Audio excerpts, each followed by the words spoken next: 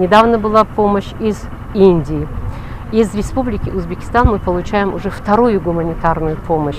10 апреля была помощь в виде продовольствия, а также средств индивидуальной защиты.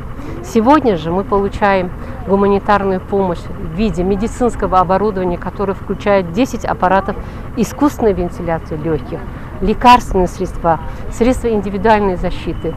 И я надеюсь, что эти средства они будут направлены на оздоровление нашего населения.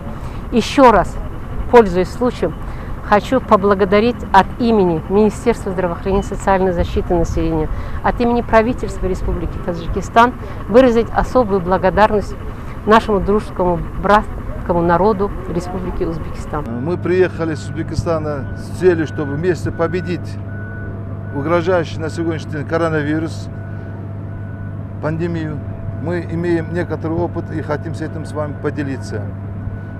Вот последние несколько лет мы стали замечать, что отношения между соседними государствами, Таджикистаном и Узбекистаном, стало лучше.